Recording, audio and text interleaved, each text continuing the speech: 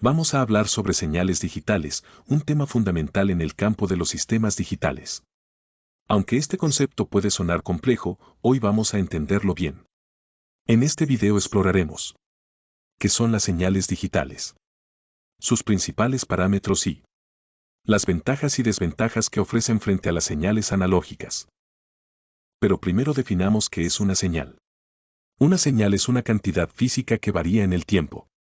Las señales digitales son aquellas que varían de manera discontinua en el tiempo y solo pueden tomar ciertos valores discretos predeterminados. La forma más común de estas señales es la onda cuadrada. La mayoría de las formas de onda digitales están compuestas por series de impulsos o pulsos como se ven en la imagen. Estas señales solo pueden tener valores discretos, alto o bajo, que corresponden a niveles de tensión específicos. Este cambio ocurre de manera instantánea entre estos dos estados, de forma similar a un interruptor de luz, encendido o apagado. Y son esenciales en la transmisión y procesamiento de datos en sistemas digitales. Para lógica positiva, el nivel alto es un 1 y el nivel bajo es un 0.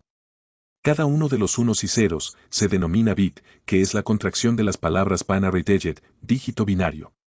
Como ya vimos, estos bits se traducen a niveles de tensión en circuitos. Sin embargo, estos niveles no se corresponden con un valor exacto de voltaje, hay rangos de tensión aceptables para alto y bajo, como se muestra en esta imagen. Es crucial que estos rangos no se solapen para evitar errores, ya que una tensión fuera de estos límites podría interpretarse incorrectamente. Por ejemplo, en circuitos CMOS, niveles entre 2 voltios y 3.3 voltios son alto, y entre 0 voltios y 0.8 voltios son bajo, dejando un rango prohibido entre 0.8 voltios y 2 voltios. Un impulso digital tiene dos transiciones clave, el flanco de subida, cuando la señal pasa de bajo a alto, y el flanco de bajada, cuando la señal pasa de alto a bajo. Como vemos en la imagen, un impulso real de señal digital no es ideal. A veces presenta rizados o distorsiones. En teoría, los impulsos son instantáneos, pero en la práctica no. Observamos que existen tiempos de subida y bajada, el tiempo que tarda la señal en cambiar de un nivel a otro. Estos tiempos, junto con otros parámetros, son importantes para describir una señal digital. Algunos parámetros clave son la amplitud, A, que es la altura máxima de la señal, medida en voltios, y el ancho de pulso, que es la duración de cada pulso. Todos estos parámetros son importantes para determinar la calidad y velocidad de una señal digital. Además, para señales que se repiten, señales periódicas, tenemos otros parámetros que son el periodo, T, que es el tiempo que tarda la señal en transitar por un nivel alto y un nivel bajo, antes de que el patrón comience a repetirse, y frecuencia, F, que mide cuántos ciclos ocurren por segundo. Una señal periódica repite su forma en intervalos regulares.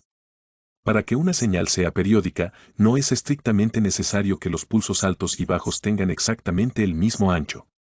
En cambio, una señal no periódica no repite un patrón regular.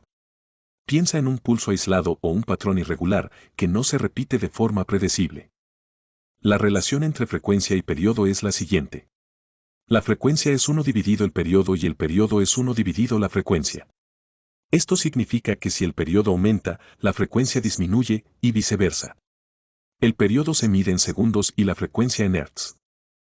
Las señales digitales ofrecen varias ventajas sobre las señales analógicas. Estas son: inmunidad al ruido. Las señales digitales son menos afectadas por fluctuaciones externas, lo que permite transmitir datos de manera más confiable. Procesamiento más eficiente. Los datos digitales pueden ser procesados y transmitidos de manera más eficiente y con mayor precisión, lo que facilita su uso. Amplificación y reconstrucción sin pérdida. A diferencia de las señales analógicas, las señales digitales pueden ser amplificadas y reconstruidas sin pérdida significativa de calidad. Detección y corrección de errores. Existen sistemas que permiten detectar y corregir errores en las señales digitales. Sin embargo, también tienen algunas desventajas. Conversión necesaria. Las señales deben ser convertidas de analógicas a digitales en el emisor y viceversa en el receptor, lo que puede ser un proceso costoso y complejo. Sincronización precisa. Es necesario mantener una sincronización exacta entre el emisor y el receptor para que la transmisión de datos sea exitosa. Pérdida de calidad en el muestreo. Cada proceso de muestreo puede introducir una pequeña pérdida de información, especialmente cuando se convierte una señal analógica a digital. En los sistemas digitales, la información se representa con bits mediante señales digitales. Estos bits se traducen a niveles de tensión en circuitos. Dicho de otro modo, para estudiar, analizar y diseñar sistemas digitales, vemos a la señal digital como un conjunto de unos y ceros, pero en la práctica, esos unos y ceros se corresponden con voltajes específicos. En conclusión, las señales digitales son fundamentales en los sistemas digitales debido a sus ventajas en términos de fiabilidad, eficiencia y resistencia al ruido, aunque requieren conversión y sincronización precisa. Para la elaboración de este video, se ha utilizado como principal fuente de información el libro Fundamentos de Sistemas Digitales, novena edición, del autor Thomas Foale. Específicamente, la información presentada se basa en el capítulo 1, Conceptos Digitales, páginas 6 a 10, de dicha obra. Soy G. Jiménez. Este video forma parte de un trabajo práctico para la Cátedra Sistemas Digitales 1 de la Facultad de Ciencias y Tecnologías de UADER. Gracias por su atención.